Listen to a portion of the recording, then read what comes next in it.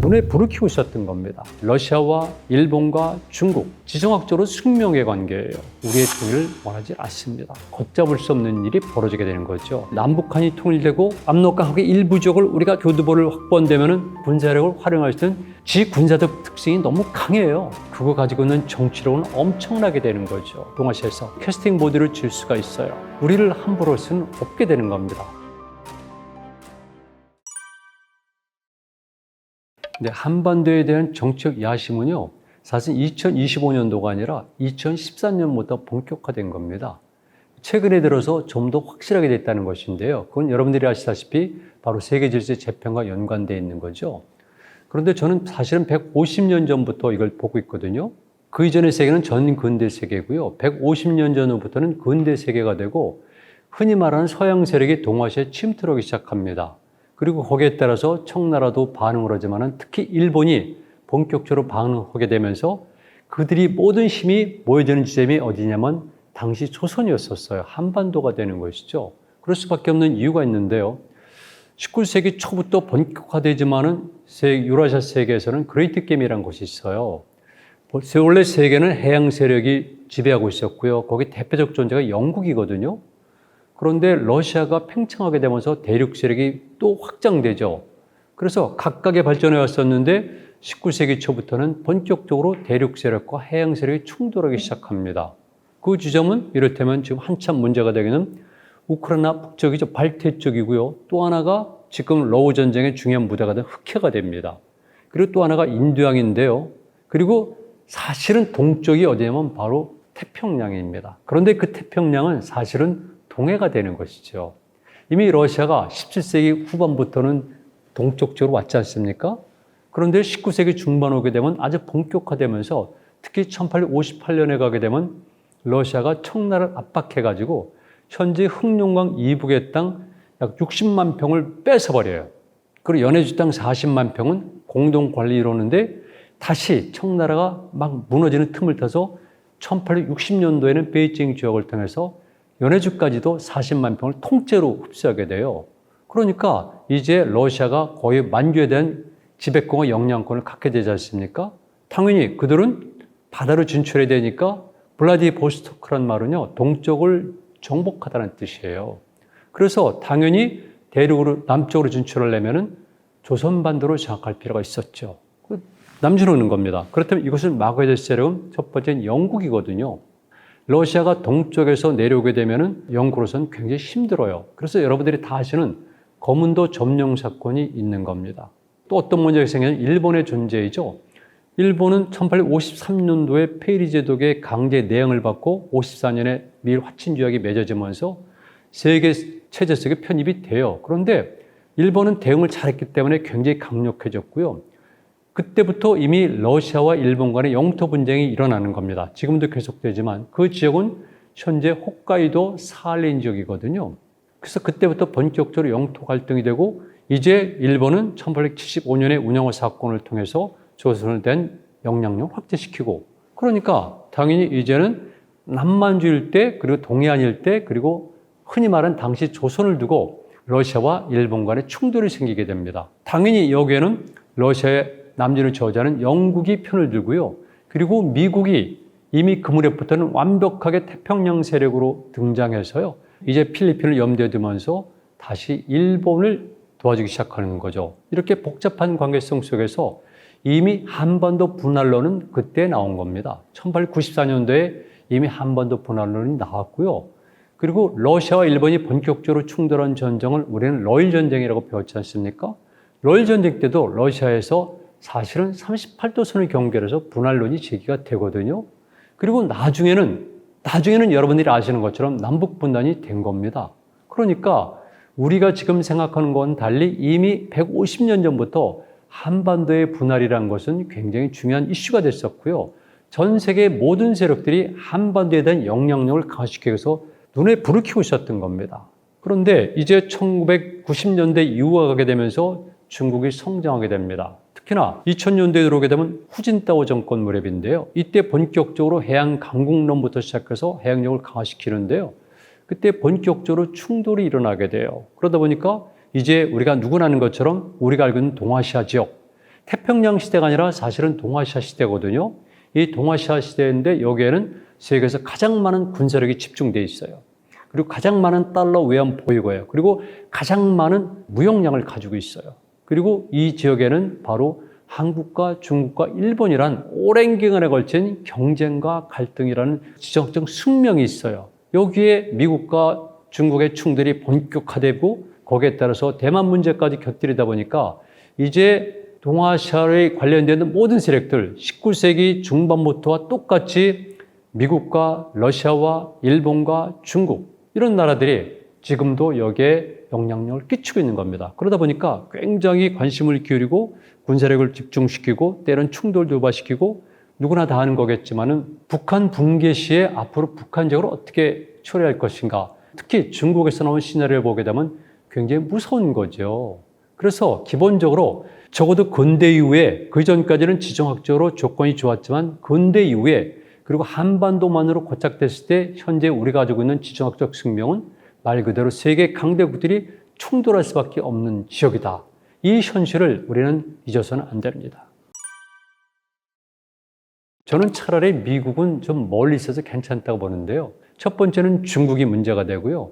두 번째는 일본이 문제가 되고 세 번째는 러시아가 문제가 됐던 겁니다. 그런데 최근에 들어서 일본이 약화되고 있고요. 지금 어떤 면에서는 우리가 일본을 앞설 조짐도 보이거든요. 현재 군사력은 미진하지만 앞설 확률도 있거든요.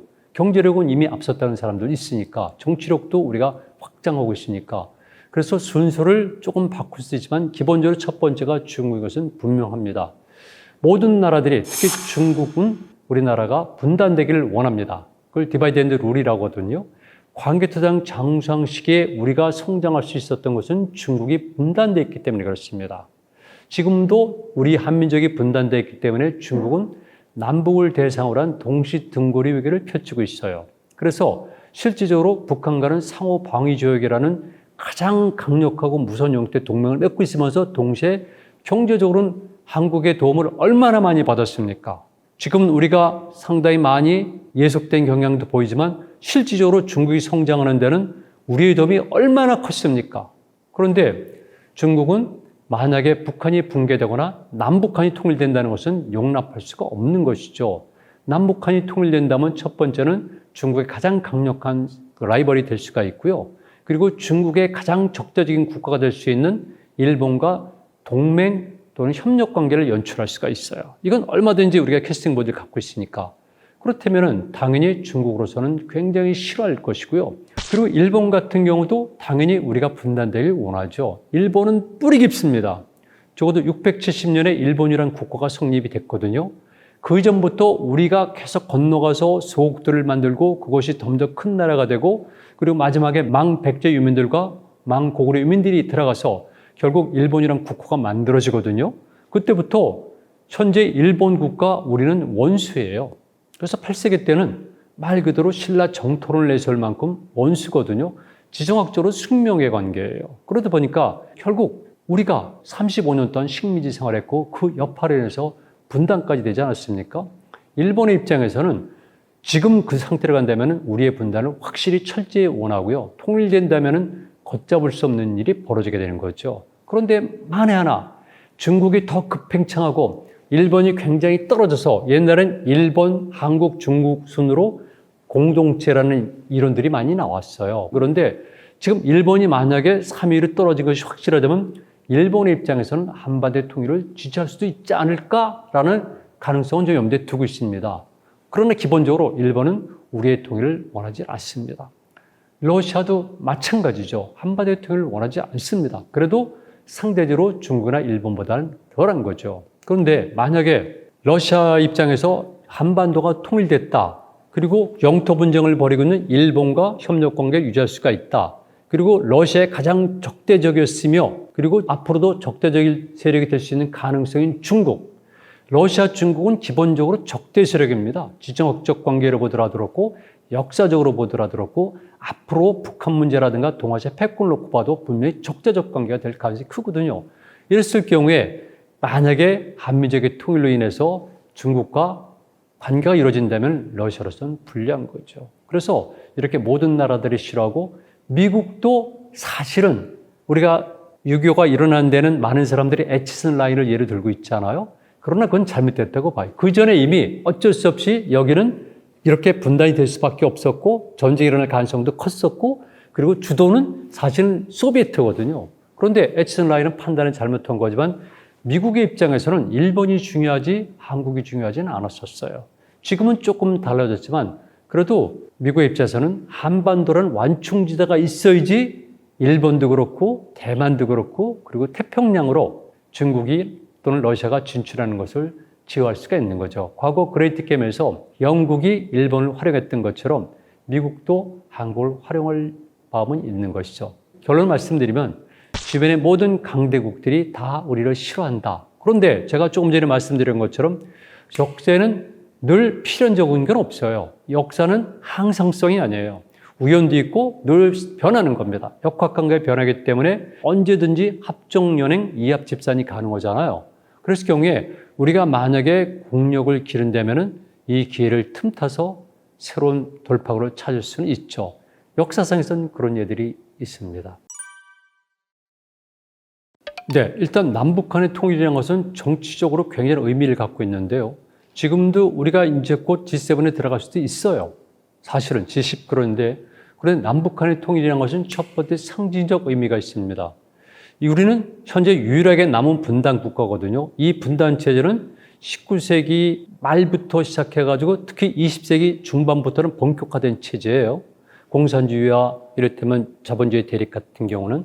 그런데 이것을 우리가 능동적으로 해결했다는 것은 우리 민족의 능력이 전 세계에 각인되는 거예요. 온 세계 방위를 무릅쓰고 우리에게 통일을 일으켰다는 것은 그 정치력의 신장을 의미하기 때문에 가능하고요. 그 다음에 늘 말씀드렸지만 우리는 캐스팅 보드를 줄 수가 있어요. 동아시아에서. 고구려도 마찬가지로 피벗 역할을 할 수가 있거든요. 그런데 남북한이 통일되고 만약에 두만하고의 일부, 압록강하고의 일부 지역을 우리가 조금만 교두보를 확보한다면 그거 가지고 있는 정치력은 엄청나게 되는 거죠. 그래서 한민족은 상상할 수 없을 정도로 발전하게 되는 거고요. 군사력에 문제가 있습니다. 지금 한국이 가진 군사력은 사실은 예측 불허해요. 군사비 지출은 5위, 6위, 7위 이렇게 남북한이 서로 오고 있는데요. 만약 남북한의 군사력이 합쳐지고 그들이 가지고 있는 독특한 군사 체제가 있어요. 이 두 개의 체제를 연합시켜가지고 군사력을 확장시킨다면 그건 중국도 러시아도 우리를 함부로 할 수는 없게 되는 겁니다. 그리고 그 군사력을 활용할 수 있는 지 군사적 특징이 너무 강해요. 왜냐하면 전부 다 그들이 급소를 찌를 수가 있어요. 우리가. 경제력은 제가 말씀드렸지만 일단 자원의 확보가 되는데 그 자원의 가장 중요한 건 뭐겠습니까? 과거에는 지하자원이었지만 지금은 노동력이거든요. 우리는 노동력이라는 엄청난 자원을 서로가 확보할 수가 있어요. 저쪽에서는 이쪽에서는 저쪽의 노동력을 확보할 수가 있는 거고요. 그 다음에 자원도 우리가 북한에 있는 시토리를 비롯해서 그리고 현재 조금씩 간간히 흘러나오고 있는 석유 자원의 존재 가능성 이 모든 것들을 전부 다 활용할 수가 있고요. 더 중요한 게 있습니다. 바로 바다 자원이에요. 지금 남북한이 분단되어 있기 때문에 우리 바다 자원을 제대로 활용을 못하고 있어요. 1994년 이후에 바다는 영토입니다. 해양 영토 개념이 신국제해양협약을 통해 드러났거든요. 이제는 Exclusive Economic Zone이라고 그러잖아요. 이거는 영해 외에도 200캐리까지는 일종의 어느 정도의 권한을 행사할 수 있는 거죠. 그런데 남북한이 통일된다면 말 그대로 동해는 당연한 거겠지만 서해에서도 중국의 압력을 물리치면서 우리가 해양활동 영역을 확장시킬 수가 있어요. 지금은 분단이 되어 있기 때문에 바다도 분단이 되어 있어요. 그러니까 중국의 어선도 그리고 최근에 보이는 것처럼 서해 구조물을 만드는 것처럼 경렬비열도를 탐내는 것처럼 이런 것들이 어려움이 있는데 만약에 남북한이 통일되면 우리는 무궁무진한 해양자원을 활용할 수가 있습니다. 저는 동아시아를 지중해로 보거든요. 그랬을 경우에 동아시아의 코어 국가는 우리예요. 그랬을 경우에 제가 계산한 바에 따르면 한반도와 그리고 만주 일대 일부와 함께 바다를 포함하는 약 340만 평방킬로미터에 달하는 큰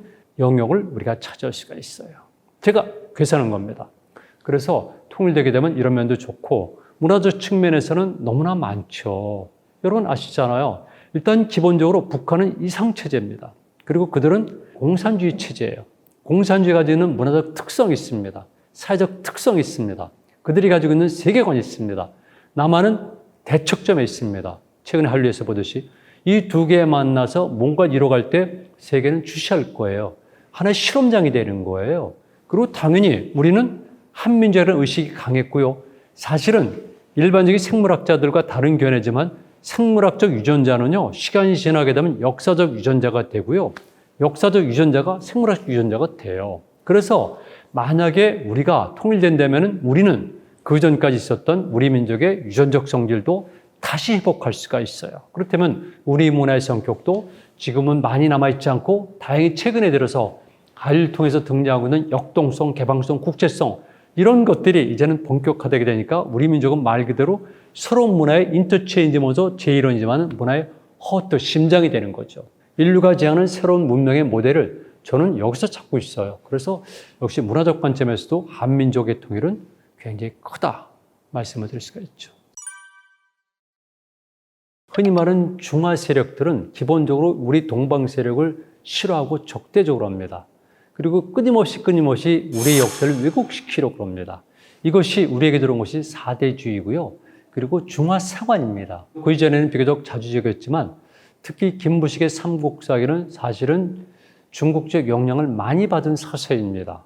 조선조의 역사서들도 마찬가지입니다. 그래서 우리에게는 첫 번째로 이런 중화사관이 있고요. 두 번째가 흔히 말하는 식민사관인데요. 중국 지역은 우리를 계속해서 우리 역사를 왜곡시키려고 합니다.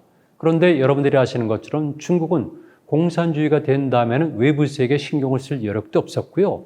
그다음에 경제적으로 워낙 낙후가 돼 있었습니다. 뿐만이 아니라 1991년도에 한국과 수교를 맺었지 않습니까? 그때는 굉장히 저자세의 입장을 취했었습니다. 그런데 97년을 기점으로 해서 중국의 영향이 확대가 시작하고요. 그런 과정 속에서 중국은 이제 역사 왜곡을 현대적 개념으로 다시 시작한 겁니다. 그래서 2002년도 3월 가게 되면은요, 이른바 동북공정이라는 것이 시작이 됩니다. 동북공정은 중국이 실시했었던 서남공정, 티베트를 대상으로 한 것이죠. 지금도 지속되고 있는 서북공정, 신장 위구르 자치구를 대상으로 한 거죠. 그리고 동북공정은 흔히 말하는 만주 지역을 대상으로 한 겁니다. 제가 이번 기회에 말씀드리고 싶은 것은 제발 만주를 동북이라는 용어를 쓰지 마세요. 동북이라는 용어는 베이징을 중심으로 해서 만주를 얘기하는 겁니다. 우리에게는 동북이 아니라 만주가 중요하고요. 아니면 옛날 우리 땅이라고 보면 돼요. 그래서 동북공정을 실시한 건데 거기에는 첫 번째는 중국 후진타오 정권이 추진했던 동북진흥계획이라는 것이 있습니다. 동북진흥계획은 그동안 경제의 중심지가 등서평 이후에는 주로 남쪽으로 내려갔잖아요. 경제 특구 전략 때문에 광동성부터 시작해가지고 점이 선으로 가고 면으로 가지만 이제는 옛날에 중국 경제의 견인차 역할을 했던 만주족을 발전시키겠다는 것이 동북진흥계획이에요. 그러다 보면은 당연히 만주족의 역사에 대해서 연고권을 확실해야 되잖아요. 첫 번째입니다. 두 번째는 만주족은 원래 중국 거 아니에요. 중국 한족계 아니에요. 원래 우리가 더 가깝습니다. 우리 민족의 가장 주된 발상지며 활동지도 만주였었고요. 적어도 발해까지는 우리가 그 주된 활동 모드예요. 그리고 그 지역을 장악하고 다시 중국적으로 정복했던 나라들도 만주에서 흥기한 종족들이고 그들은 제 용어에 따르면 반개 종족이에요. 우리와 혈연적으로, 언어적으로, 문화적으로 깊거든요. 저는 동방문화권이라는 용어를 만들어 쓰고 있지만 그러니까 여기는 흔히 말해서 만주의 군벌을 끝내기까지는 여기는 중국과 무관했던 것이죠. 그런데 결국은 중화인민공화국이 수립되면서 공산주의를 통해 가지고 만주에 대한 장악권을 가졌지만 약했던 거죠. 6.25를 통해서 만주에 있었던 말 그대로 우리 조선족과 연관된 공산 세력들이죠. 이들의 세력을 철저히 많이 격려시킵니다. 문화혁명을 통해서도 우리 조선족들을 많이 제거합니다. 그리고 나서 이제는 본격적으로 이제는 역사적으로도 만주족이 중국의 영토였다는 건 논리가 바로 동북공정이에요. 그 지역에 있었던 고조선, 고구려, 발해 이런 역사를 자기네 현재 영토였기 때문에 역사라고 하는 것이 아니라 그 나라들 자체가 중국의 역사 속에 있다는 논리예요. 지금은 발해는 아예 사라졌으니까 고구려는 아직까지 고구려 킹덤이죠. 왕국으로 있지만 이게 이유고요. 그 다음에 더 중요한 것은 뭐냐면 중국의 국가발전 전략이에요. 제가 조금 전에 서북공정, 서남공정 말씀드렸잖아요. 몽골공정도 있고 해안공정은 나중에 나오지만 왜냐하면 중국이 이제는 큰 나라가 된 겁니다. 이제는 중국이 제 용어에 따르면 신중화 제국주의거든요. 제가 처음 그 용어를 썼어요. 중국은 제국주의를 지향하고 신중화 제국주의다. 그래서 이제는 중국을 하나의 민족으로 통일시켜야 돼요. 그러니까 여기는 뭐냐면 현재 중국 영토에 있는 모든 종족들, 민족들은 하나의 민족이다. 과거처럼 1+55개의 소수민족이 아니라 하나의 민족이라는 거예요. 그리고 문명도 여러 곳에서 발생했는데 이런 문명도 하나의 문명이라는 이론을 만들어냈거든요. 왜 그러냐면은 중국은 황하 문명 외에도 많은 문명들이 있어요. 특히 잘 아시겠지만 최근에 많은 사람들이 관심 갖고 있는 요하 문명론. 요하 문명론을 통해 가지고 오히려 황하 문명보다 1000년 이상 앞선 우수한 문화가 현재 요소지방 동몽을 지역에 있다는 것이 증명이 되니까 중국의 정통성, 정체성에 큰 문제가 생기는 거죠. 그래서 그들이 만든 이론이 멀티 에어리어예요. 여러 지역에서 기원한 문명들, 즉 다지어 기원 문명서를 통해서 하나로 모인 것이 중국 문명이다. 그러다 보니까 현재 만주 지역, 그들의 동북 지역에 있었던 모든 역사 문화는 중국식으로 만들어지만 되는 거죠. 그러다 보니까 동북공정은 본격적으로 추진돼서 지금은 오래전에 끝났어요. 왜냐하면 그런 프로젝트가 끝나고 나고 지금은 박물관, 교과서, 전시실 이런 걸 통해 가지고 너무나 당연시 돼버린 거니까 이미 늦은 거죠. 그러나 중국은 계속해서 우리 역사를 왜곡시키려고 있다. 그렇다면 이것은 우리에게 어떤 손해를 가져올까? 첫 번째는 우리 문제예요. 내부의 정체성 혼란이 생기게 돼요. 지금 우리는 그렇게 생각 안 하지만 조금 지나게 되면 우리 다음 세대들은 현재 중국이 추진했던 동북공정의 결과물들을 수용하게 될 수도 있어요. 왜냐하면 서로가 교통이 활발하고 교신이 오고 가고 젊은이들이 교류가 오고 또 중국인들이 압도적 우위를 차지하게 될 경우에는 그럴 생각이 많잖아요. 정체성 혼란이라는 것은 결국 중국의 한 부분이 된다는 얘기예요. 시진핑이 트럼프에게 한 말처럼. 그리고 또 한 가지는 국제적 문제죠. 국제사에서 현재 제가 예일대학교 특강을 갔을 때 이런 얘기를 들었어요. 전 근대사로서 한국을 연구하는 학자들은 미국에 3명 정도다. 고대사는 아예 없다. 이런 얘기 들었거든요. 그러니까 우리의 고대사라든가 또는 소위 말하는 중세사겠죠. 이런 부분들의 역사는 우리가 한 것이 아니라 중국과 일본이 가르치는 거예요. 그들의 연구 성과를. 특히 중국이 엄청나게 미국에 또는 서구 세계에 진출하면서 얼마나 학적 투자를 많이 합니까? 하버드, 예일, 스탠퍼드 말할 것도 없이. 그러니까 중국의 역사를 통해서 한국의 역사를 왜곡시키잖아요. 특히 동북공정을 통해서 왜곡된 것들. 오죽하면 시진핑이 국가주석이 미국의 대통령의 그런 엄청난 발언을 했겠습니까? 정말 한국을 우습게 여긴 거죠. 그렇다면 외국에서 한국을 어떻게 보겠습니까? 그리고 이런 것들은 우리에게도 영향을 끼치죠. 제가 고구려를 박사받은 1호 아니면 2호 박사예요. 그리고 제가 동북공정 나왔을 때 제일 먼저 쓴 책이 역사전쟁이고요. 역사전쟁이라는 말이 이 책에서 나온 겁니다. 그런데 제 입장에서는 이거는 고구려만의 문제가 아니라 정치적인 문제다.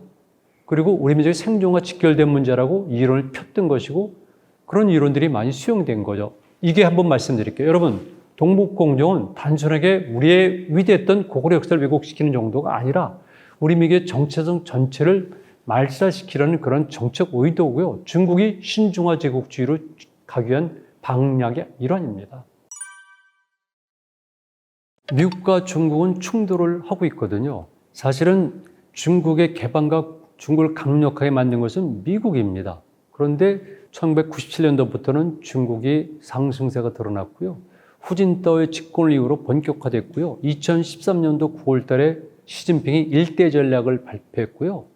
2013년도 10월 달에 일로 전략을 발표해서 원벨트 원로드 이니셔티브예요. 그때부터 본격화되는 겁니다. 그런데 미국은 과거에는 방심했지만 이제 중국이 본격적으로 진출하다 보니까 중국의 출로는 해양입니다. 왜 그러겠습니까?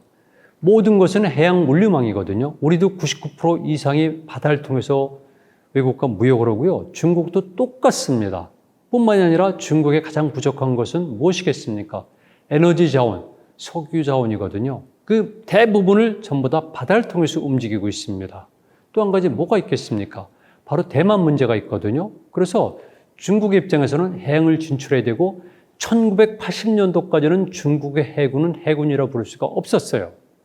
그런데 그 이후에 중국이 해군력을 강화시키기 시작했고 지금은 일본은 이미 몇 년 전에 앞질렀고요. 지금 미국도 우려할 정도로 해양력이 강화됐거든요.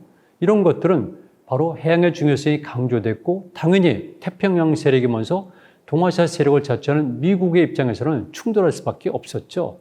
그래서 사실은 이미 오바마 정권 때부터 미국이 동아시아 정책을 본격적으로 진출해요. 그리고 뒤를 이어서 우리가 흔히 얘기하는 트럼프 1기 그리고 바이든, 트럼프 2기가 되면서 더 본격화되고 있는데 저는 이것도 그레이트 게임이라고 봐요. 전혀 볼 수가 없는 그레이트 게임이라서 6차 그레이트 게임이라는 용어를 쓰고 있지만 당연히 미국과 중국은 해양 충돌하는데요. 해양 충돌하는 과정 속에서 어떤 문제가 생기겠습니까? 해양 영토 분쟁이 일어나고 있어요. 현재 범동아시아 지역에서는요. 11개 지역에서 영토 분쟁이 일어나고 있습니다. 그중에서 8개가 해양 영토 분쟁입니다. 그러니까 얼마나 심각하겠습니까? 우리도 영토 분쟁 또는 갈등 지역이 있어요. 독도는 갈등 지역이지만 지금 이호도가 문제가 됩니다. 그리고 두만강의 녹둔도 문제도 있고요. 앞으로 서해안에서 어떤 일이 벌어질지 모릅니다. 영공 까디스 문제도 있습니다. 참 심각한데 우리 국민들이 잘 인식을 못하고 있는 거죠. 그래서 8개 지역에서 해양 영토 분쟁이 일어나고 그 대부분은 전부 다 미국의 영향권에 있는 겁니다. 미국의 입장에서는 이 동아시아, 동남아시아 해양을 강화시키지 않게 되면 그거는 굉장히 위험하거든요. 그래서 미국은 다시 피벗 투 에이시아라는 용어를 써가면서 아시아가 중요하다. 그리고 여러분이 아시는 것처럼 쿼드라든가 등등, 어커스라든가 이런 정책을 추진하면서 말 그대로 태평양 중에서 동아시아 전력을 집중시키고 있거든요. 당연히 미국과 중국은 충돌해요. 그런데 그동안은 미국이 압도적 우위에 있었지만 지금은 미국은 전 세계를 커버하고 동아시아는 중국이니까 좀 어려워지고 있어요. 그래서 만약에 미국과 중국 간의 갈등 충돌, 또 현재 센카쿠, 즉 조호도를 놓고 일본과 중국 간에도 영토 분쟁이 일어나고 있잖아요. 이런 지역에서 만약에 자그마한 배틀이라도 일어난다면 말 그대로 시레인이 막혀지게 돼요. 시레인이 막혀지게 되면 우리는 물류망이 막히거나 상당한 제약을 받아서 우리나라의 경제가 급전직할 수가 있어요. 그래서 미국과 중국의 해양 충돌은 단순한 강대국 간의 문제가 아니라 또는 크게 말하는 동아시아의 지정학적 역학관계 변화뿐만 아니라 우리 민족의 생존에도 직결되어 있다. 그래서 우리는 이것을 예의주시할 필요가 있고요. 우리 해양력을 더 강화시킬 필요가 있어요. 해양력은 제어력이거든요. 제어력. 가장 중요한 것은 생존이거든요. 생존은 국력이거든요. 국력 중에서 가장 중요한 건 군사력이에요. 우리가 원하든 원하지 않든 군사력이 중요합니다. 그 다음에 경제력이 중요하고요. 왜냐하면 모든 군수물자가 있지 않습니까? 그 다음에 정치력이고 더 나아가서 문화력이 되는 거죠. 그런데 지금 우리에게 불리한 점이 있습니다. 남북이 분단되어 있어요. 남한도 분열 상태에 있어요. 그리고 우리는 오랫동안 미국에 의존하다시피 하고 또 반미강경도 있으면서 그래서 의외로 우리가 군사적으로 위험하다는 사실을 모르고 있어요. 우리가 영토 분쟁 지역 대상이라는 것도 모르고 있어요. 그래서 우리는 우리 민족의 현실을 자각할 필요가 있다.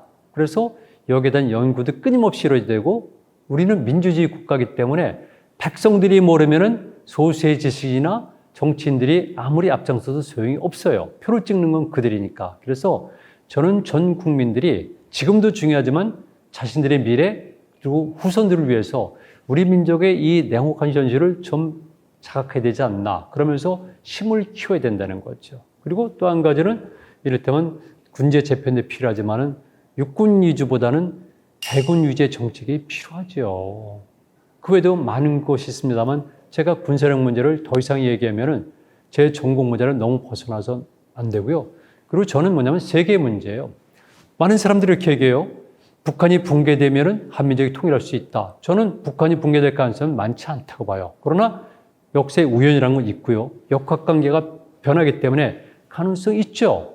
그런데 중요한 것은 현재 우리는 당연히 북한과 우리는 한민족이고 통일이 된다.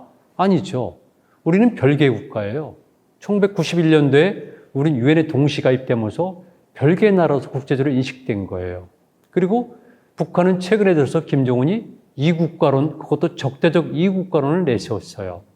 뿐만이 아니라 전 세계 사람들이 그리고 특히 중국이나 러시아나 일본이나 이런 나라들이 한국과 북한은 다르다는 인식을 심어주고 있는 거예요. 그렇다면은 우리가 만약에 북한의 붕괴로 인해서 통일의 기회가 왔을 때 그들이 우리를 지지할 것인가? 그렇진 않죠. 그렇잖아요. 그래서 저는 세계도 우리는 원래 역사적 공동체였고 하나의 민족이었었고 유엔 가입을 위해서 일시적으로 이 국가로서 동시 가입했지만 항상 통일을 지향하고 있고 우리 민족의 염원이다. 그리고 우리는 모든 체제를 이렇게 하고 있다. 제가 2005년도에 낸 책 이름이 한고려국이에요. 광개토 대왕과 한고려인데요. 통일 이후의 명칭은 한고려국으로 지은 거예요. 이런 움직임들이 자꾸 일어나서 젊은이들도 통일하게 되면은 나쁜 점도 있어요. 그러나 유리한 점이 무지하게 많습니다. 이런 것들을 인식해서 통일에 대한 의지를 확인시키고 전 세계에다가 우리는 하나의 민족이고 통일을 염원한다. 이걸 확장을 시켜야 되는 거죠. 이랬을 때 NGO 등 우리 민간인들의 역할이 큽니다. 저는 이렇게 총체적으로 통일에 접근한다면 단순하게 명분에 따라서 또는 양심의 문제 때문에 통일을 지향하는 것이 아니라 우리 민족의 생존과 미래 발전을 위해서 통일을 추구하는 전략을 총체적으로 추진해야 된다고 봅니다. 적들이 들어올 때는요, 큰 산맥을 넘어야 되고 다시 강들을 몇 개 건너야 되고 산을 건너야 되고 그러다 보니까 자연 해자가 두 개나 있는 겁니다. 서울 지역은 이렇게 특별한 방어에 굉장히 유리하거든요. 외부 세력들이 지형적 난관을 깨뚫고 수도권까지 진입하기는 불가능합니다. 이런 지리적 환경, 지정학적 환경을 잘 활용했기 때문에 기본적으로 우리는 전방 방어선에서 거의 대부분 퇴출을 했습니다.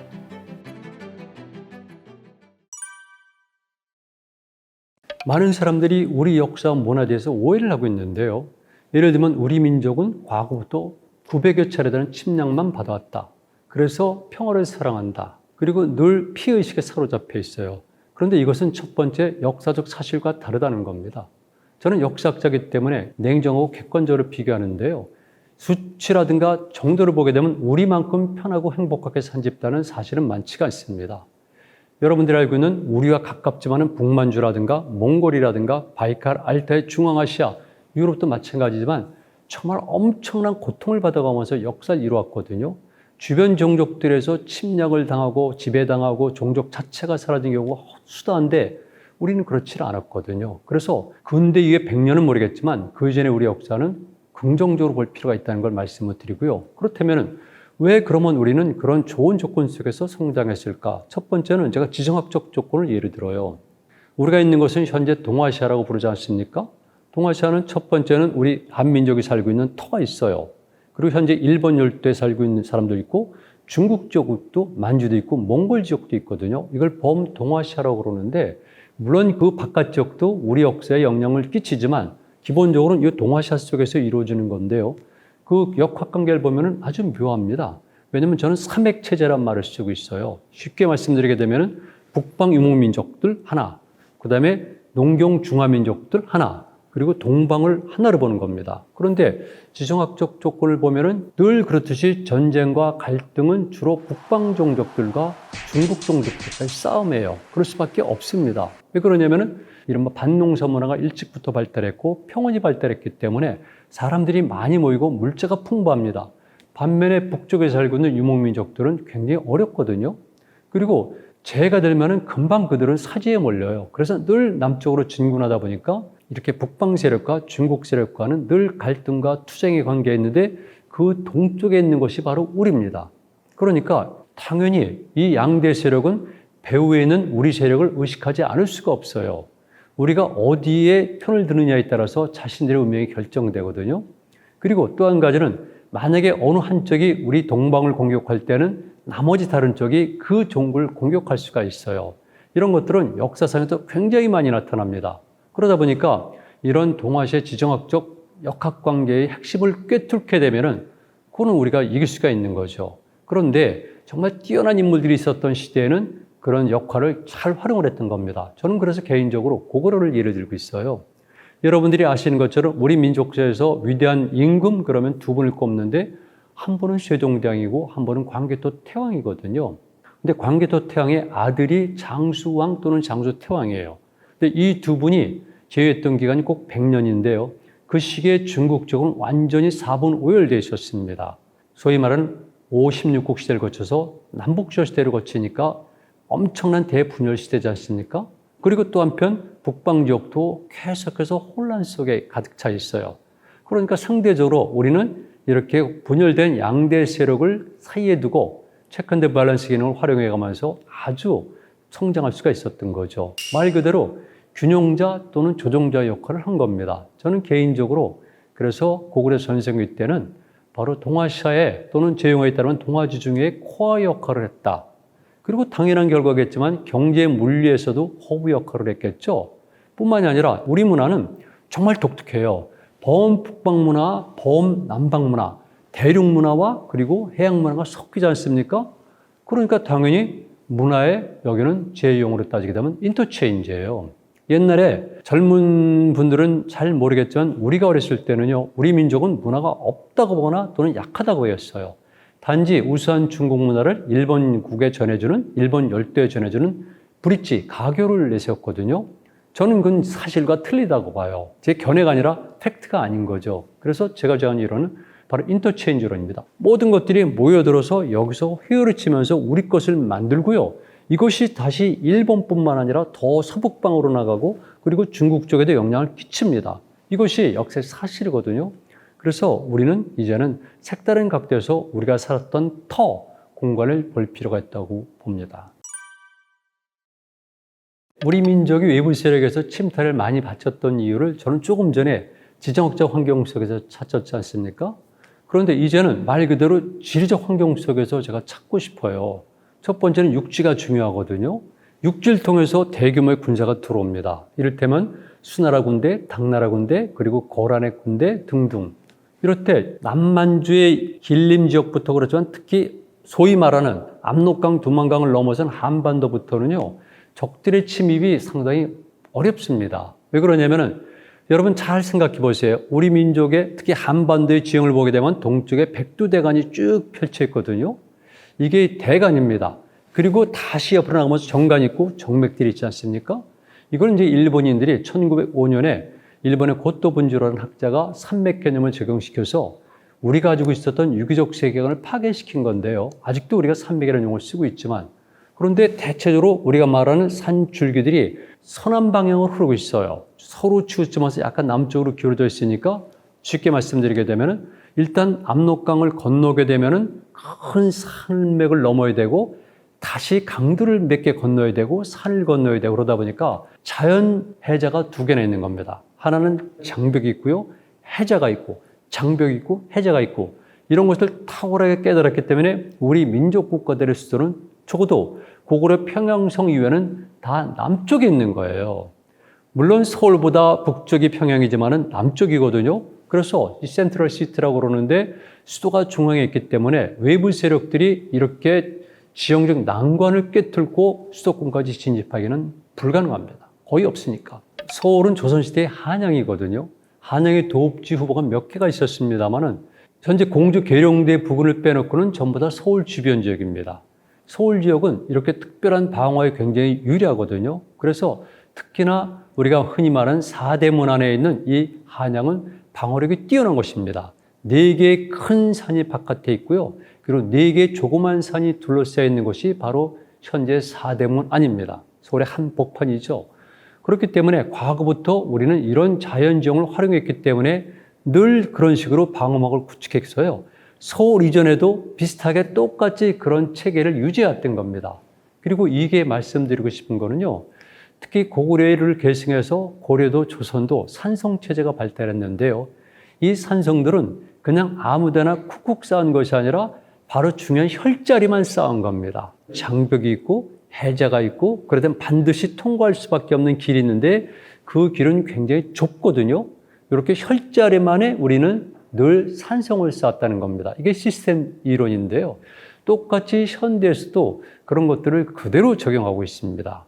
우리는 후방에 있기 때문에 잘 모르겠지만은 제가 그저께도 갔다 왔습니다만은 이 휴전선 앞에 열세 전망대, 태풍 전망대 등등을 가보게 되면은 이렇게 양지역에서 설치한 것들을 보면은 완벽하게 그런 시스템에서 설치됐다는 것을 알 수가 있죠. 따라서 우리가 이런 지리적 환경, 지적적 환경을 잘 활용했기 때문에 사실은 외적으로부터의 침입이 별로 없었고 또 와도 잘 막아냈다는 겁니다. 다만 당시 위정자들, 고려라든가 조선의 위정자들이 군비를 기울려고 그리고 여러 가지 문제 때문에 급습해서 뚫린 경우는 있었지만 기본적으로 우리는 전방 방어선에서 거의 대부분 퇴출을 했습니다.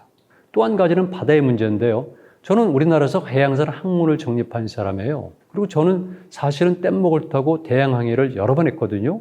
그러니까 적들이 우리를 공격하는 것 마찬가지로 중국의 절강성 지역이라든가 아니면 산동성 지역이라든가 이렇게 해서 뗏목을 타고 오는데 그때 제가 확연히 느낀 것은 우리는 해안선이 특히 서해안은 해안선이 매우 복잡합니다. 그래서 적들이 들어올 때는요, 그 물길을 찾을 수가 없어요. 그리고 항구를 찾을 수가 없습니다. 반면에 우리는 바다를 가지고 있었기 때문에 바다로 진출할 수 있는 좋은 조건이 되는 것이죠. 즉 조선 이전의 고려시대 때까지는 우리 민족의 해양활동은 매우 활발했다.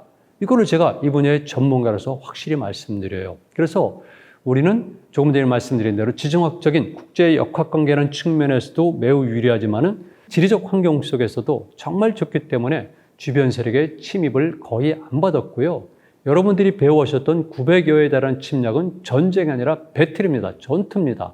심지어는 왜구들이 침입한 숫자, 북방에서 홍건적 등등이 침입한 숫자까지도 계산해서 확대 비약시킨 거죠. 전쟁다운 전쟁은 고구려 수나라 전쟁, 고구려 당나라 전쟁, 그리고 성종의 침입, 이 정, 그리고 임진왜란 나라 병자호란도 저는 그렇게 큰 전쟁이라고 보지는 않아요. 몽골군이 언제 고려와 전쟁을 벌였습니까? 지금도 우리 민족이 가진 지정학적, 지경학적, 지문화적 조건은 탁월하거든요. 남한 같은 경우는 우리가 어떤 사람들은 섬이라고 그러는데요. 우린 또 섬이라 할지라도 대양으로 뻗어나가는 항구의 역할은 섬입니다. 반면에 북한은 완벽하게 포위된 섬이죠. 바다로도 막히고 대륙으로도 막혔습니다. 그래서 대한민국은 바로 이 해양을 전략을 활용했는데요.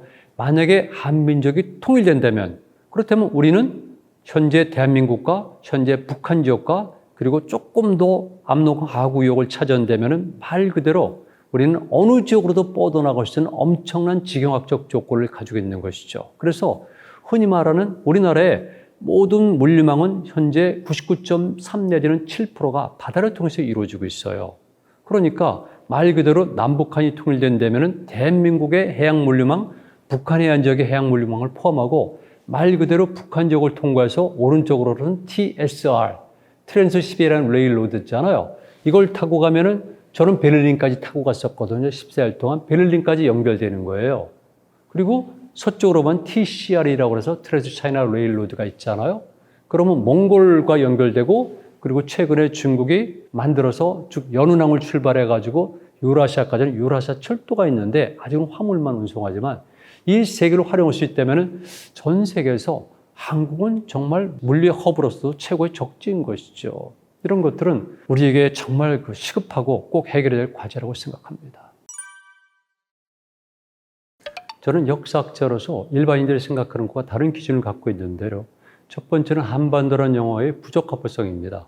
우리 민족이 활동 모델은 소위 한반도와 그리고 만주 일대 그리고 바다가 있거든요. 이렇게 삼면을 바다로 한 육지를 볼 때 해륙사관적 관점에서 보는 겁니다. 그렇다면 고려 이전의 우리 역사, 즉 우리의 정체성을 이루는 뿌리는 그런 관점에서 봐야 되거든요.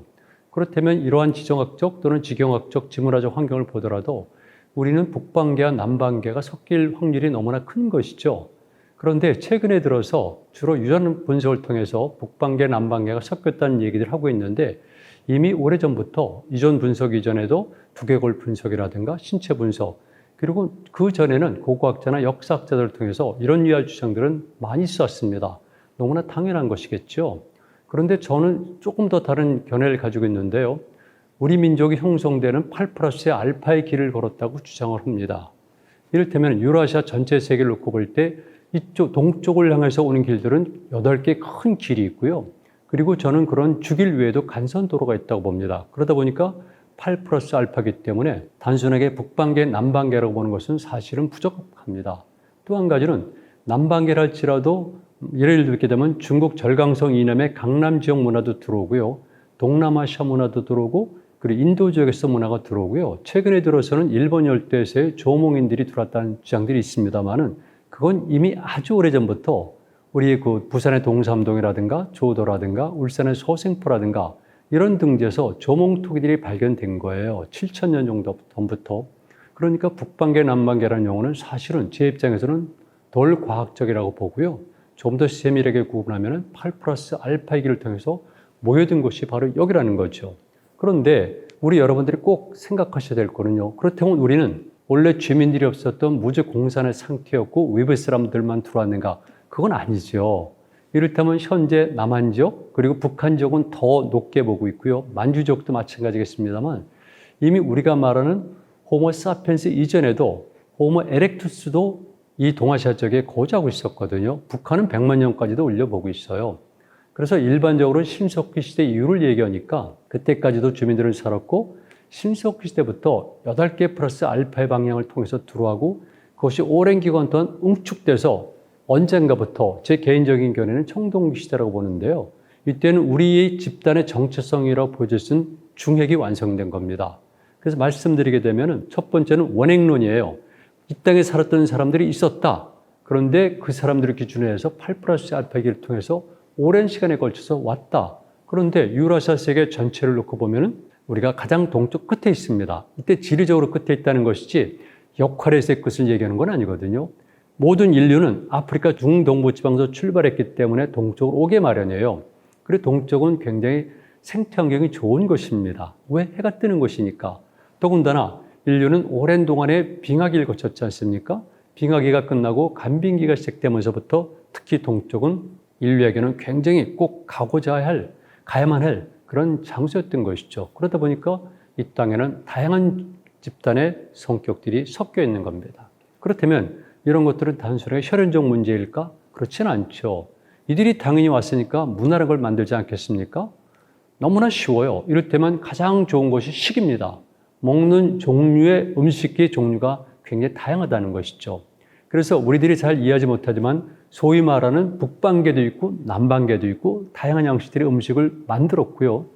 특히 이런 것들을 후대에 가게 되면은 비빔밥이라든가 설렁탕처럼 이렇게 모든 것을 모으는 그런 음식 문화의 기본 코드를 형성하게 돼요. 뿐만이 아니라 두 번째는 주거 형태이죠.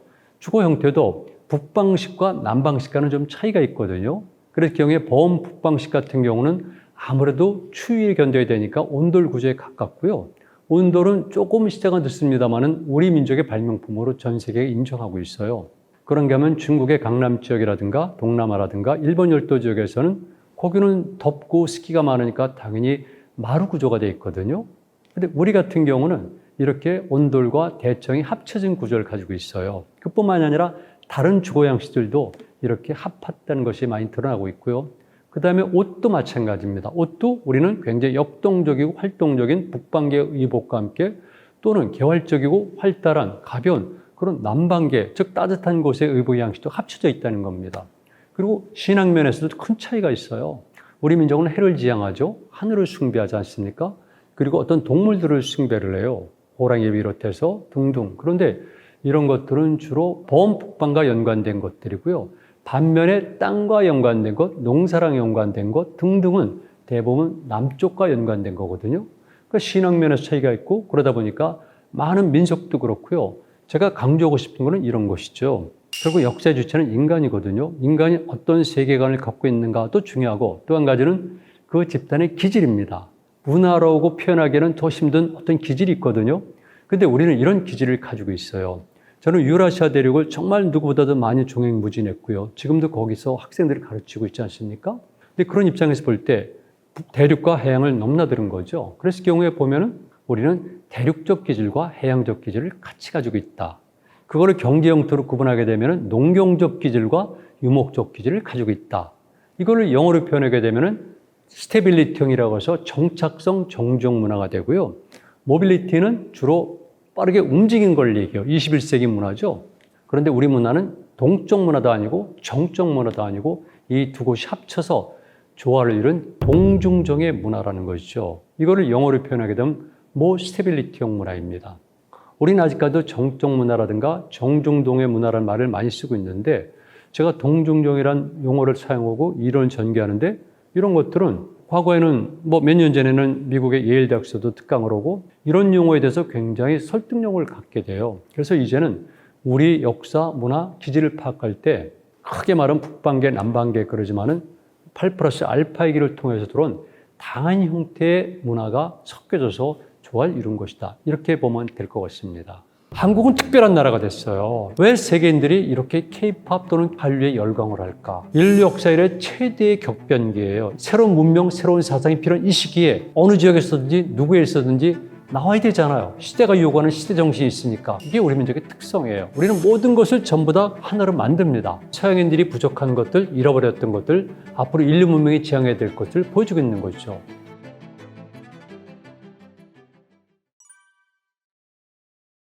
저는 캐대원에 관해서 최근에 여러 곳에서 발언을 많이 했거든요. 캐대원이라든가 K-팝은 독특한 현상이라고 봐요. 그래서 첫 번째 이 현상을 현대적 관점에서 보면은요, 우리 세대나 아니면 조금 아래 중년 세대들이 가지고 있는 우리 민족에 대한 평가와 젊은 세대들이 가지고 있는 평가는 다릅니다. 그들은 해외 나가서도 전혀 주눅이 들질 않아요. 그들의 의식 속에서는 그늘이 없습니다. 그러니까 자신 있게 우리 거를 세상에 드러낼 수가 있는데요. K-팝 중에서도 조선팝이라는 것도 요즘 많이 젊은이들이 좋아하잖아요. 그래서 이거는 전적으로 최근에 들어서 우리가 경제적 성장을 통해서 자신감을 갖고 그 자신감을 바탕으로 새로운 것이 나왔다 이렇게 보고요. 그러나 그 근저를 얘기하면 아무래도 역사학자니까 저는 우리 민족의 기본 정신이 세계관이 그것이라고 봐요. 제 전공 분야이기도 하고요. 그래서 조선조는 예외로 하지만 그 전까지 우리 민족을 보면은 8+알파이기를 통해서 들어왔고 그것을 우려냈듯이 모든 것을 조화롭게 하는 성격이 있어요. 고구려도 대단히 뛰어난 문화 국가거든요. 사람들은 신라 문화가 뛰어났다, 백제 문화가 뛰어났다 그러는데 그거는 고구려를 몰라서 그러는 거예요. 고구려 문화가 정말 뛰어났고 제가 고구려 문화 국가수를 주장을 했는데요. 당시 동아시아 세계에서 고구려 문화는 높이 평가됐던 사료들의 기록이 있습니다. 거기에 비해서 백제나 신라는 안 나오죠. 그만큼 고구려 문화는 뛰어난데 고구려 문화는 우리가 알고 있는 전통 신앙도 있습니다만은 북방 초유목 문화 계통들이 들어오잖아요. 실크로드를 통해서 중앙아시아 문화도 들어와요. 그래서 고구려는 고구려 춤이나 악기나 기예라고 그러죠. 서커스 이런 것들은 매우 뛰어난데 고구려는 38가지 악기가 있었거든요. 근데 그중에 상당히 많은 부분은 현재 중앙아시아, 서아시아랑 직결되고 있어요. 고구려 춤은 워낙 유명해요. 그래서 고구려는 더군다나 큰 나라가 되다 보니까 생태 환경이 다양해지잖아요. 당연히 그 속에는 직접적인 우리와 같은 동일한 종족도 있지만 반개 종족들도 있잖아요. 생태 환경이 다르면 의식주가 달라지잖아요. 신앙도 달라지고. 이들을 한꺼번에 포용해가지고 큰 나라를 만든 거죠. 그리고 그렇게 되는 과정 속에서 정복과 피정복, 갈등과 투쟁이 아니라 조화롭게 했다는 것이죠. 이게 저는 조합일이라고 보고요. 이것은 원래 단군 신화에서 보듯이 단군과 조선은 실제했지만 신화는 신화입니다. 그 신화적에서 보듯이 거기서는 끊임없이 제가 삼의 논리라고 부르는 조합일을 지향하고 있는데 이렇게 원조선을 계승했던 고구려 입장에서는 이런 것도 활용했고요. 이게 우리 민족의 특성이에요. 우리는 모든 것을 전부 다 하나로 만듭니다. 옷도 북방식과 남방식, 주택도 남방식, 음식도 마찬가지로, 성격도 마찬가지로. 이래서 우리가 좋아하는 음식, 비빔밥, 김치, 그다음에 탕 이런 것들은 전부 다 멜팅포팅이에요. 굳이 따지면 전부 다 녹여서 하나로 만드는 우려내는 문화거든요. 이런 것들이 근저에 있어서 그리고 이 두 가지 합쳐지면서 현재 한국의 K-팝 또는 한류가 전 세계를 풍미한다고 보고요. 그 다음에 또 여기에는 다른 이유가 있어요. 그럼 왜 세계인들이 이렇게 K-팝 또는 한류에 열광을 할까? 중요하잖아요. 우리 잘 몰라요. 특히 나이 든 세대들은 도대체 왜 외국 사람들이 한류에 K-팝에 열광할까? 제 주변에서는 아직까지도 캐대언을 모르고 있더라고요. 그런데 이유가 있잖아요. 분명히 이유가 있는데 그 이유는 무엇일까? 당연히 춤 자체나 음악 자체가 역동적이고 재미있고 화려해요. 그러나 그 속에 무엇인가 있죠. 그게 바로 전 중요하다고 봐요. 우리 민족이 가진 역동성이 드러나 있어요. 춤 사이도 다른 거죠. 뭐 다른 거죠. 우리가 K-팝도 떼창이라는 것도 제가 보기엔 옛날에 판소리라든가 마당굿이라든가 똑같아요. 다 이런 것들을 볼 때 직접 연관이 돼 있다. 그리고 이제 제가 주목한 거는요. 바로 현대 문명이에요. 예전엔 중국 문화가 전 세계를 휩쓸었고 유럽 문화 휩쓸었어요. 일본도 아시겠지만 18세기부터는 본격적으로 유럽에 영향을 주고요. 우리가 그토록 좋아하는 그 인상파, 임프레시브죠. 이런 것들. 그 다음에 도자기. 이것 전부 다 일본 문화예요. 그만큼 일본은 그때부터 최근에 들어서는 미야자키 하야오의 이런 애니메이션, 생태 애니메이션 등등이까지 일본 문화가 서구인들을 굉장히 충족시켰고 서양인들은 거기서 뭔가 메시지를 찾았거든요. 이게 생태예요. 근데 이제는 우리죠. 왜냐하면 우리가 가지고 있는 한류를 통해서 보여주는 여러 가지 것들이 서양인들이 부족한 것들, 잃어버렸던 것들, 앞으로 인류 문명이 지향해야 될 것을 보여주고 있는 거죠. 저는 많은 얘기를 할 수가 있어요. 그런데 그냥 단적으로 얘기하게 되면 우리는 말 그대로 공동체적 정신이 아직은 살아있어요. 그리고 이 공동체라는 것은 인간과 인간만의 문제가 아니라 우리는 인간과 자연과의 관계도 아직은 하나로 봐요. 우리가 하늘을 얘기하고 꽃을 얘기하고 모든 걸 하나로 했을 때 이거는 일본도 좀 달라요. 일본의 생태와 우리는 달라요. 일본의 집단주의와 우리의 공동체의식은 달라요. 중국은 뭐 워낙 다르지만 그리고 이렇게 자연과 해빌도 미야자키 하야오의 작품에서 나오는 또는 일본의 생태학에서 나오는 것처럼 그런 것과 달리 우리는 말 그대로 너무나 자연스럽게 모든 것을 하나로 연결되어 있고 그리고 하나라는 이런 자식이 강하거든요. 이런 것들이 인류가 지금 잃어버렸던 것이죠. 더군다나 아시겠지만 지금은 말 그대로 통신, 인터넷이 발달하고 거기에 따라서 AI가 활동되다 보니까 이제는 인간과 인간 간의 접촉이 사라지고 있어요.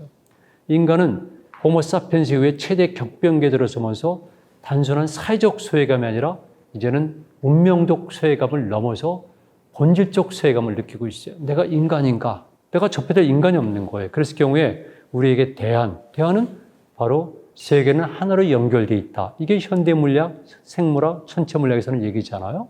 이런 것들을 지금도 구현하고 있는 문화가 어딜까?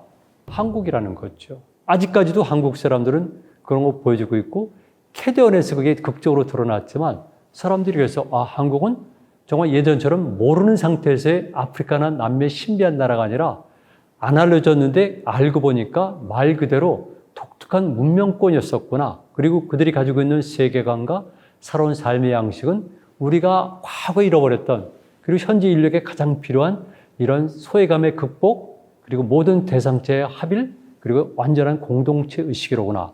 이런 것을 찾는 거죠. 그러다 보니까 저는 서양 사람들이 K-팝 또는 한류에 열광한다고 봐요. 저는 현장에서 확인해요. 제가 큰 도시만 다닌 것이 아니라 횡단을 하기도 하고 오지에 들어가잖아요. 그러면 제가 이럴 때는 이란의 사막이라든가 파밀이라든가 이런 데서도 많은 경험합니다. 한국 사람은 특별하죠. 어떻게 와서 좀 나랑 얘기해 볼까? 좀 만져볼까?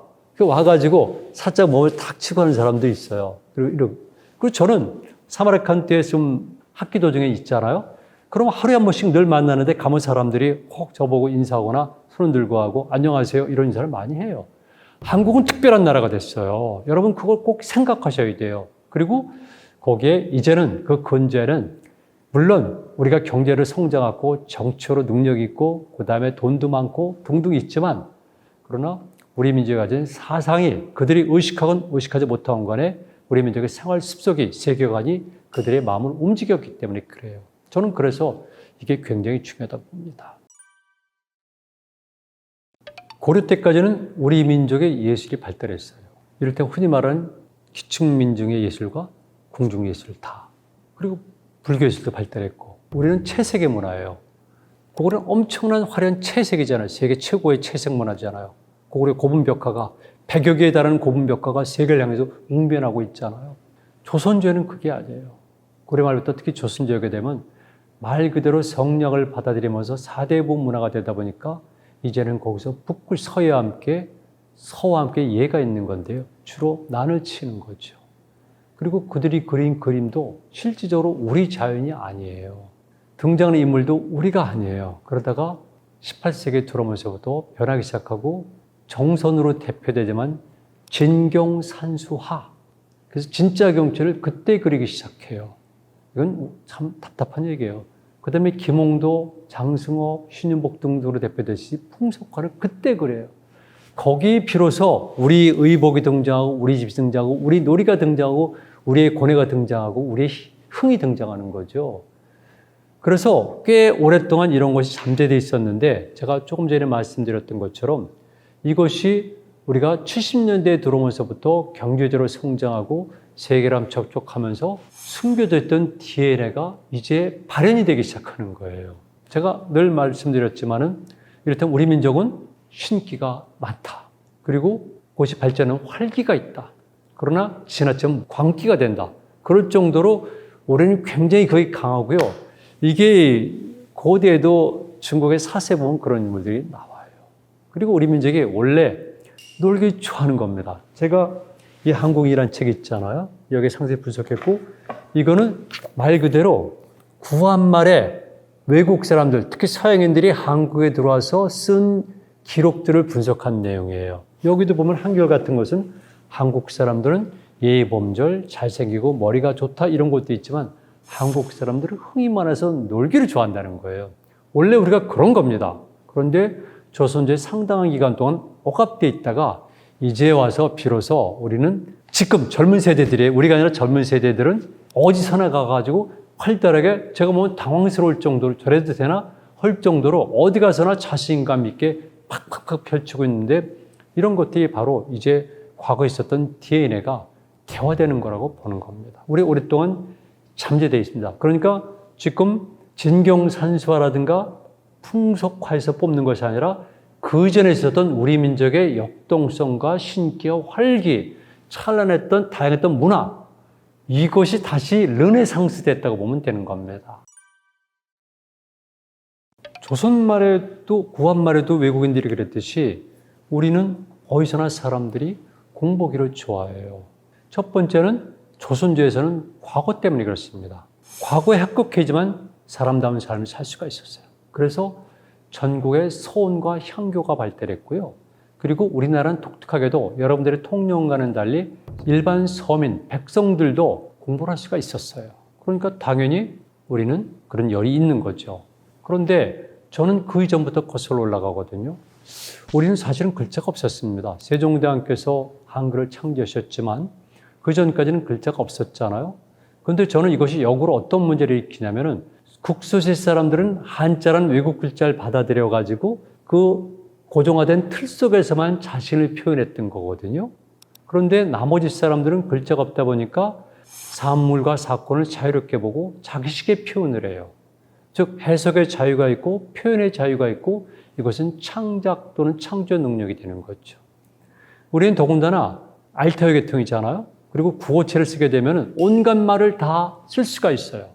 그리고 훈민정음, 즉 한글이 만들어진다면 어떤 말들도 글자를 표현할 수가 있어요. 그러다 보니까 특히나 그 이후에는 우리가 가진 창작력은 굉장히 축적되어 있는데, 이건 전적인 제 이론인데요. 글자를 일단 만들어지게 되면요, 생성 변형이 불가능해요. 신화도 이미 단군과 조선에 관한 신화는 오래전부터 있었던 거죠. 한 실체가 있고 한 위대한 인물이 있으면 당연히 신화가 표현이 되는 겁니다. 끊임없이 변해져 내려오는데 고려 중후기에 들어서 이런 승려가 흔히 말하는 삼국사에 정리한 것 때문에 그다음부터는 단군 신화라는 것이 고정화된 거죠.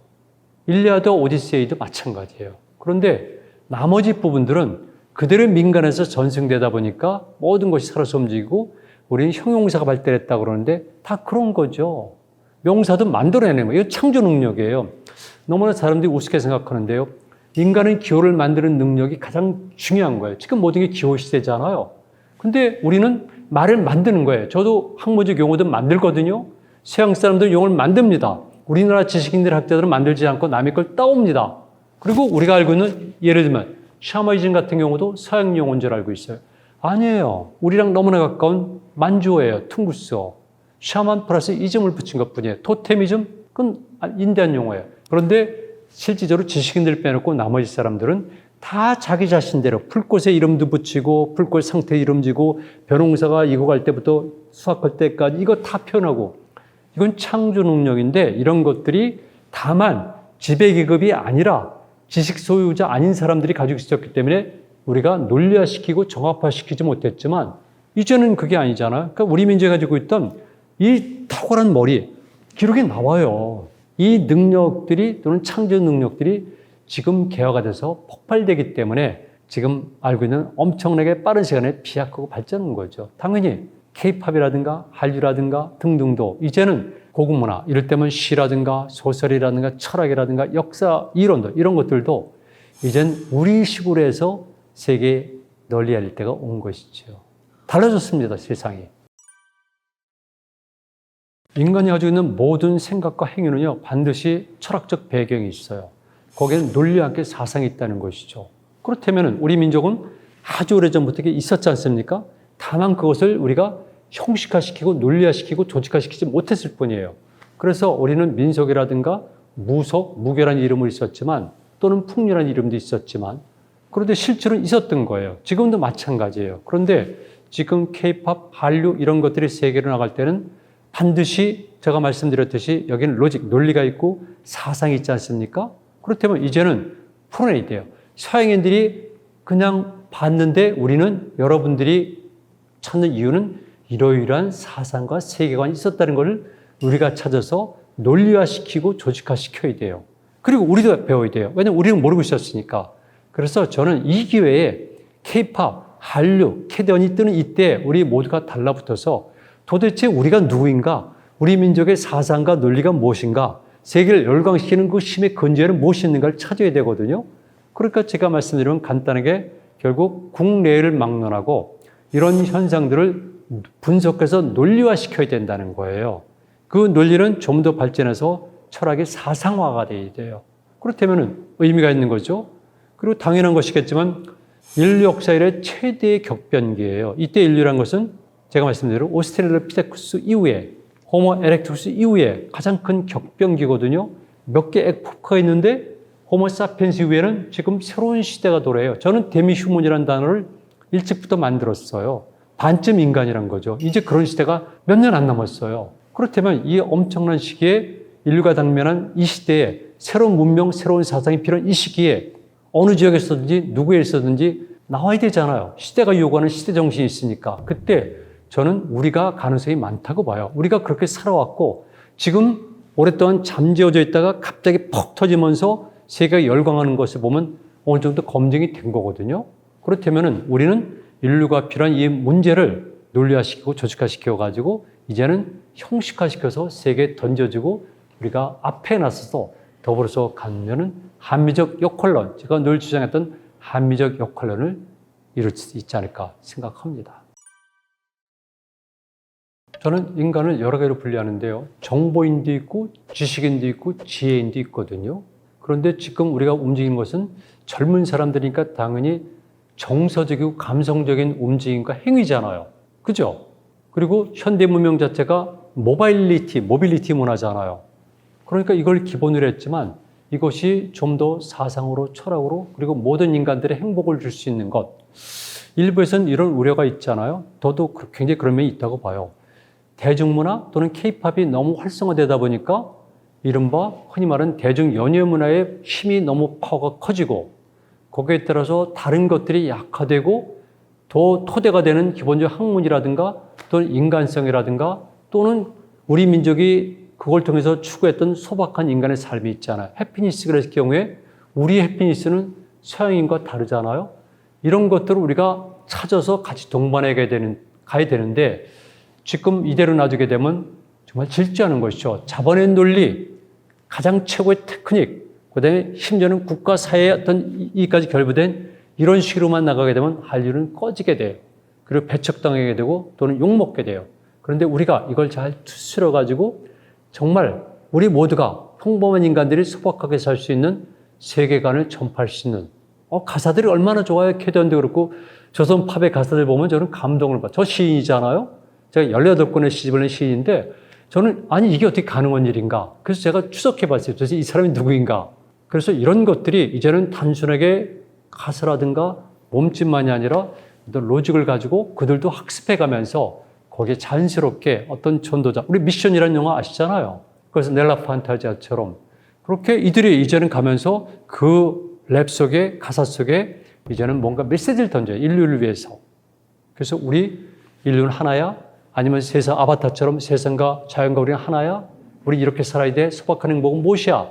이랬을 경우에 학교 교수나 선생님보다 부모님보다 더 막강한 역량을 가진 흔히 말하는 K-팝 또는 대중 연예인들이 이런 식의 교육자로서의 기능도 온다면은 빠른 시간 안에 우리는 좀 더 좋은 사회에 접근하지 않을까. 원래 우리의 모습은 정말 소박한 정말 그런 삶이 우리의 원래 모습이에요. 저는 그런 사회가 오기를 진짜 지향하는 거죠. 인간은 역사적 존재거든요. 과거부터 현재를 거쳐서 미래를 지향되는 겁니다. 그런데 특히나 현대사에서 전 세계를 막론하고 전부 다 당대적 사고라고 그러는데요.